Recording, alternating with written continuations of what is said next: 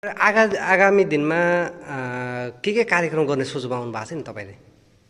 तपाईँको यो चाहना हुन्छ नि, त्यो सपना त होला नि। यहाँ अध्यक्ष हुनुहुन्छ होइन, महिलाको क्षेत्रमा होस् अथवा यो सामुदायिक होमस्टेको क्षेत्रमा होस्, तपाईँले के गर्ने सोच बनाउनु भएको छ, योजना तपाईँले?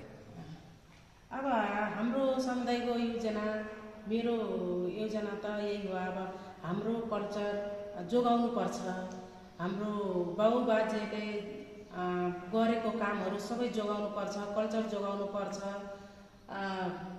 यहाँका प्राकृति जोगाउनु पर्छ भनेर हाम्रो चाहना छ। त्यस भएको कारणले हामी यो होमस्टेमा जुटेर काम गर्नु नै त्यही उद्देश्यले पनि हो।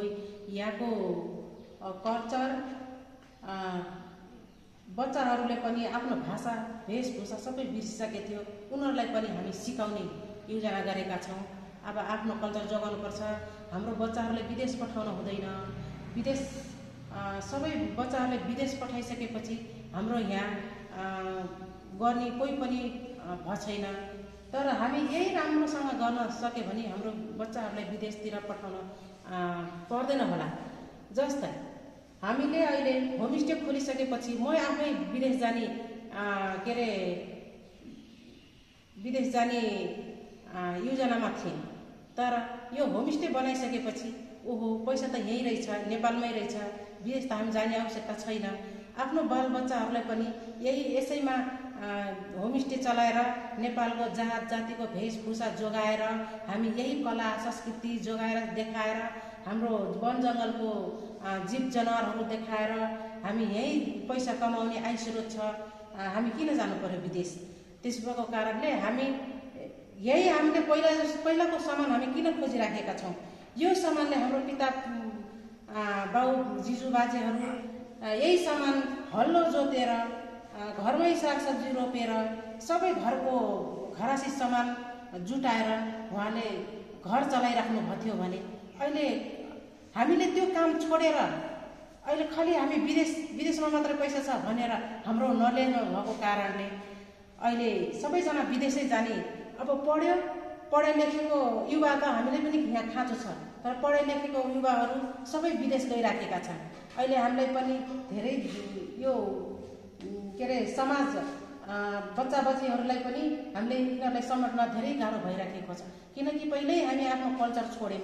यो कल्चर छोडिसकेपछि हामीलाई पनि गाह्रो भयो। यो होमस्टे बनाइसकेपछि होमस्टे बनाइसकेपछि त हाम्रो यस्ता कल्चर हाम्रो सबै लोप भइसकेको रहेछ। यो कल्चरलाई हामी जोगाउनुपर्छ, एकदम जोगाउनुपर्छ र बच्चाहरूलाई पनि यो कल्चरको बारेमा सिकाउनुपर्छ र विदेश जान हुँदैन। र हाम्रै यिनीहरूलाई गाइड तालिम दिएर हुन्छ कि गाडा चलाएर हुन्छ कि अब पाहुनाहरूलाई घुमाएर हुन्छ कि खाना पकाएर हुन्छ कि माछा पालेर हुन्छ कि किसान गरेर हुन्छ कि तरकारी रोपेर हुन्छ कि भनेर यो सोच सबै बनाएर हामी बच्चा बच्चीहरूलाई पनि अहिले सिकाउँदैछौँ। अब सकेसम्म विदेश नजाओस् भन्ने मेरो धारणा छ। अब जस्तै यो हाम्रो यो खेती अहिले सबै धेरै हामीले खेतीपाती लाउन घाटा लागिरहेको छ।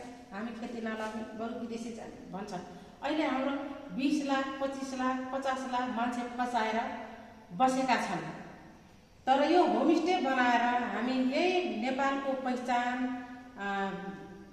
जगर्ना गरेर बेच्न सक्यो भने नेपालमा एकदमै पैसा रहेछ, पैसा छ। तर हामी सबै बेच्यौँ।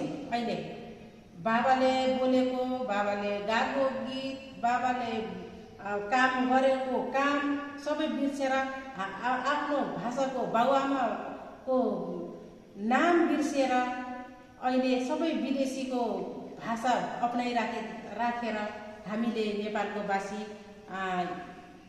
जात जाति वेशभूषा सबै बिर्सेर नै हामी दुःख पाएको। त्यस भएको कारणले अहिले हाम्रो यही छ, सपना छ हाम्रो यो होमस्टेलाई एकदमै दिगो हाम्रो पालो मात्रै होइन कि बच्चा नाति नातिका पालोसम्म होस् भनेर यो हामी होमस्टे बनाउने हाम्रो सोच छ, विचार छ।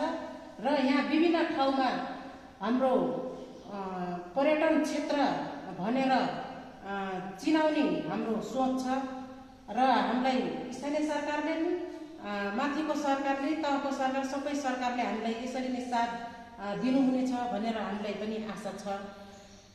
यदि उहाँहरूले हामीलाई यसरी साथ सहयोग सपोर्ट दिनुहुन्छ भने पक्कै हामी नेपाललाई अगाडि बढाउन हामी सक्षम हुन्छौँ। हाम्रो दिदीबहिनी छोराछोरी पक्कै विदेश जान पर्दैन होला।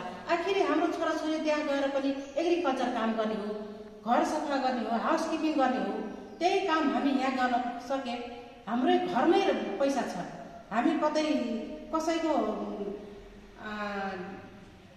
देशमा गएर कसैको गुलाम बनेर हामी काम गर्न त नपर्ने रहेछ आखिरमा। तर हामी नबुझेर आफ्नो कल्चर सबै बिर्सेर ड्याडी मम्मी ओके बाई भनेर यस्तो यस्तो इङ्ग्लिस बोली अपनाएर आफ्नो बोलीहरू आफ्नो वेशभूषाहरू सबै छोडेर विदेशको वेशभूषा अपनाएर हामी दुःख पाएको पनि जस्तो लाग्छ। अब हामी छोराछोरीलाई यति सिकाउँछौँ कि होमस्टे बनाएर हाम्रो रैथानिक खाना र आफ्नो खेतबारीमा अन्नबाली उब्जाएर आफ्नो घरमा हाँस कुखुरा पालेर हुन्छ कि यो होमस्टे चलाएर पाहुना विदेशको पाहुनालाई बरु यहाँ नेपालमा ल्याएर वेशभूषा आफ्नो जनजातिको विभिन्न किसिमको थरीका जीव जनावरहरू प्राकृतिक स्वच्छ हावा वातावरण गाउँघर नेचुरल देखाएर हामी विदेशको पैसा यहाँ हामी बरु ल्याउने बरु हामी विदेश गएर गुलाम काम नगर्ने भन्ने अहिले हाम्रो यही सोच छ। हस्त